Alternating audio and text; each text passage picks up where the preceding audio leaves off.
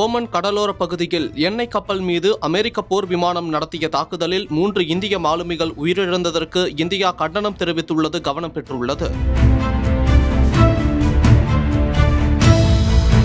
போர் நிறுத்தம் தொடர்பாக அமெரிக்க ஈரான் இடையேயான பேச்சுவார்த்தை இழுபறியில் உள்ள நிலையில் ஆர்முஸ் ஜலசந்தியை அமெரிக்க படை முற்றுகையிட்டது. ஈரான் துறைமுகங்களை நோக்கி கப்பல்கள் செல்வதையும் ஈரான் துறைமுகங்களில் இருந்து கப்பல்கள் வெளியேறுவதையும் அமெரிக்க படை தடுத்து ஈரான் வருவாயை முடக்கி போர் நிறுத்த ஒப்பந்தத்துக்கு நெருக்கடி கொடுத்து வருகிறது. இந்த நிலையில் பசிபிக் கடல் பகுதியில் உள்ள தீவு நாடான பாலாவ் கொடி பொருத்தப்பட்ட செட்டபெல்லோ என்ற எண்ணெய் கப்பல் ஆர்முஸ் ஜலசந்தியை கடந்து ஈரான் துறைமுகத்துக்கு நுழைய முயன்றது.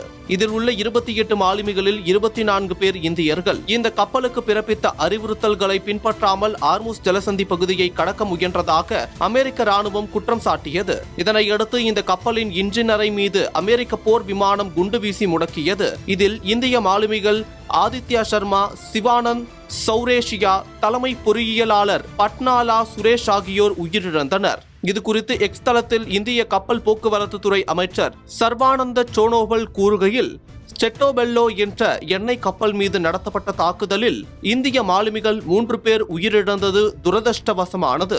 இந்த துயரமான நேரத்தில் உயிரிழந்த மாலுமிகளின் குடும்பத்துக்கு மோடி அரசு துணை நிற்கிறது. மீட்கப்பட்ட இந்திய மாலுமிகள் உடனடியாக நாடு திரும்புவதை உறுதி செய்ய அதிகாரிகளுக்கு உத்தரவிட்டுள்ளேன். உயிரிழந்த மாலுமிகளின் உடல்கள் இறுதி சடங்குகளுக்காக உடனடியாக இந்தியா கொண்டுவரப்படும் என்றார். ஆர்முஸ் ஜலசந்தி பகுதியில் கப்பல்கள் மீது நடத்தப்படும் தாக்குதல்கள் மிகுந்த கவலையளிப்பதாக குறிப்பிட்டுள்ள இந்தியா இப்பகுதியில் போர் பதற்றம் உடனடியாக குறைய வேண்டும் என வலியுறுத்தியுள்ளது. மேலும் டெல்லியில் உள்ள அமெரிக்க தூதரை அழைத்து இந்திய மாலுமிகள் மீதான தாக்குதலுக்கு தனது கடும் கண்டனத்தை தெரிவித்தது.